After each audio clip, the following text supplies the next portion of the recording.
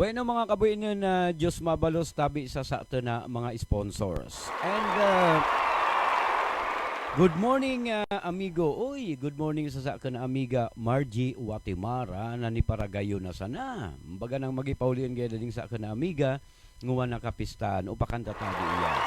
And madinayo paborito ni Mr. Alien ha. Good morning, boy. Mata na kamo ta magkape dawa mainit maraya na aldaw. Tabi kag ting ag sa bilog na buhi nun. Alin ki Lorely Bueno Bangot. Kinauno daw ni magka pinatawaran si Mr. Alien ag si Lorely. Okay, mga kabuhi nun. Kasuod ma sa ato na episode 13 sa ito na itinampok ana KJS Fiesta Souvenir Magazine 2024 na kinsari sa ito na ipinasali yung eksklusibong entrevista sa editor niya ding nasabi ng magazine na si Nathan Arroyo Serio. Nguanal daw, sa ito man na itatampok ana KJS Anniversary Celebration and Grand Pabayle sa paabuto na Mayo 27. Sa usad man na eksklusibong entrevista sa presidente niya na si Stanley Breeze. Diyos maray na pita sa ang amin na tagasung ang tagasubaybay niya din good morning buhi. Pwede mo daw iheras na alipot na history niya din kay GS, una na obheto, ag mga aktibidad niya ding organisasyon, partikularmente didi sa Banwa na buhi. Base sa pagkakaintindi ko, ading KGS adin namok na adin 1950s pa. Amo di yung mga pisabi niya itong panahon ng mga Little Rascal. Pero ako sira obheto para sa Banuan. Kaya namuk na ading grupo adi.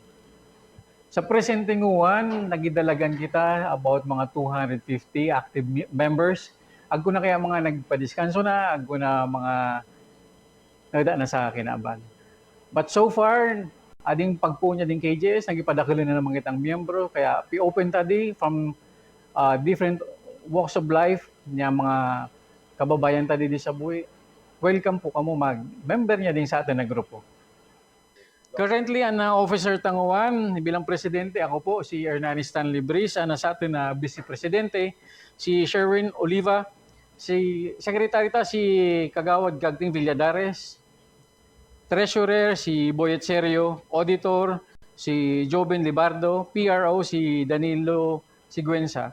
Aga na mga board of directors ta si Willie at Altesa, Raynor Yago, amo di mga existing na founders na din KJS. Ag si former board member Manny Noble, Pipo Arcilia, Nathan Serio, Buddy Belsa.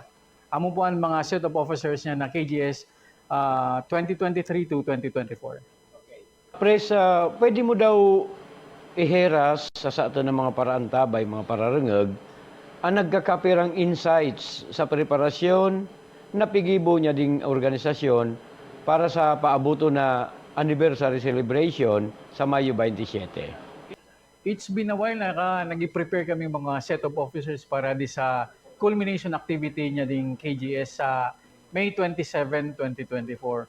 Sa nguwan, na plano na naman yung program, yung flow program, tapos yung mga invited guesta, and then magkakascade na kami ng mga set of invitations sa mga VIP persons ta.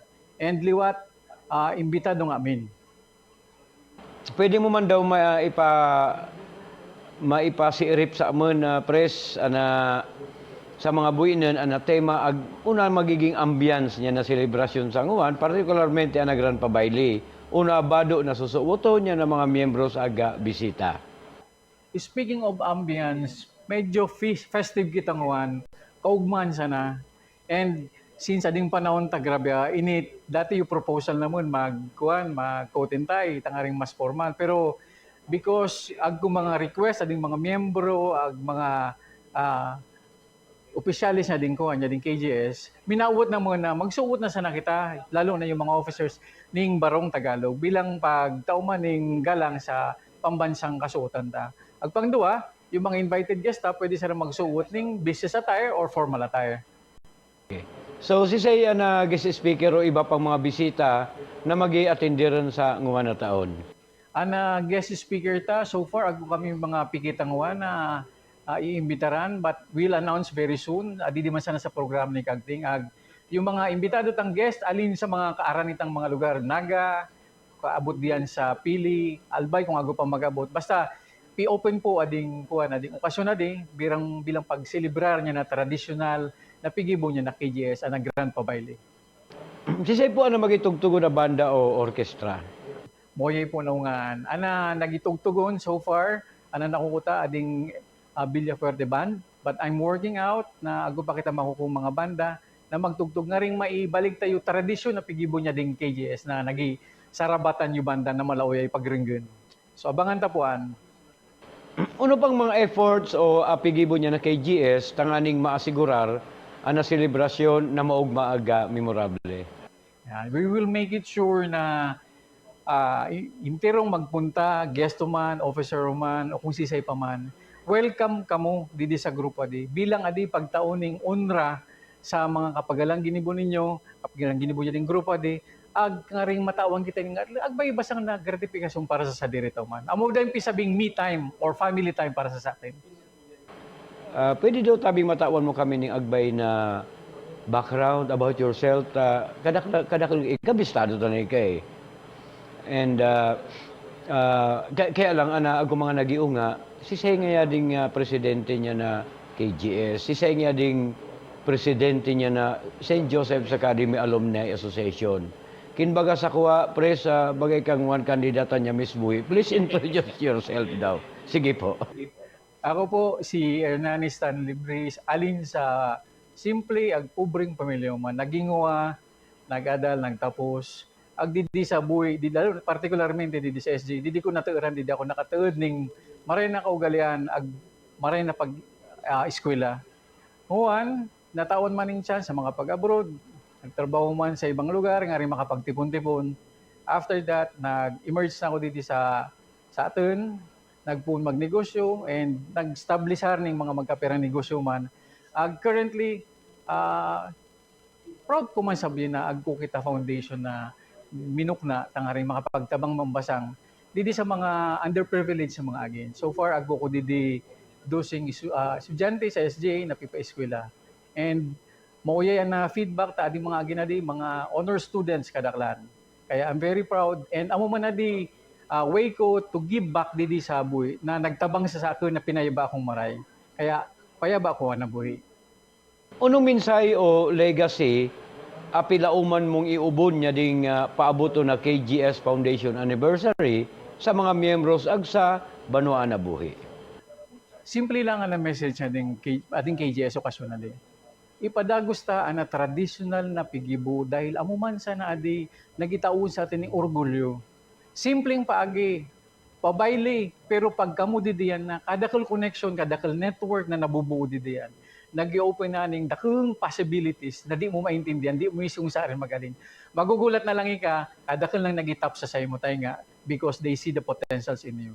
And ika, nakakatabang umani ka sa Banwaan, napaugma mo pa yung mga kaibanan mo. Amo ang legacy na gusto namang iubon, ag-share sa nga. So, uno pa tabi presa na sa imong mga anunsyo o mga importanteng paramram sa mga miyembros niya na KGS manunungod sa paaboto na dakeng okasyon. Liwat, ako, piingganyar ko po kamo, piimbitaran ko po kamo sa maabot na May 27, 2024 at 7 p.m. ang Grand Pabaili Grand Ballroom niya ng KJS. Mag-attender kita, simple sana po, magkaugman kita, magsuot kitang barong para sa lalaki, agyo mga babayo man, yung formal naman, tangari at least mag-match kita, mag-jive kita sa okasyon. I-enjoy ta di, minsan sana di, annual celebration na di na piagat, piabangan niya nakadaklan. Ako niyan to, narirumruman ko, adto pa ako sa barandila, nagikapot, magsirung sana. Amuan ko ugman na nadara niya kay GS. Hanggang one rumrum na rumrum ko an. Usad ako sa audience nguan, presidente niya na kay GS.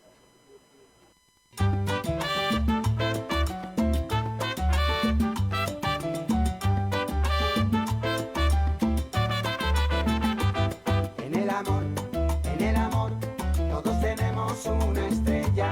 Porque el amor, tarde o temprano siempre llega.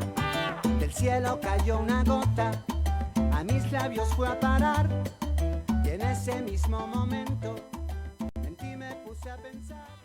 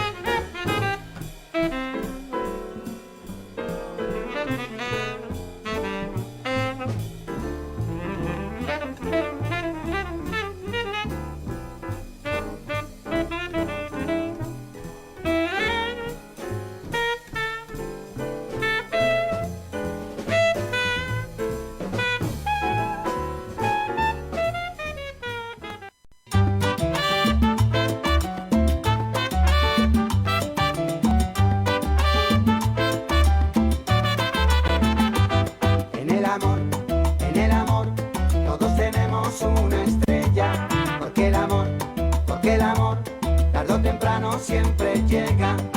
Del cielo cayó una gota, a mis labios fue a parar. Y en ese mismo momento, en ti me puse a pensar. Yo no quería creerlo, pero veo que es verdad. El cielo me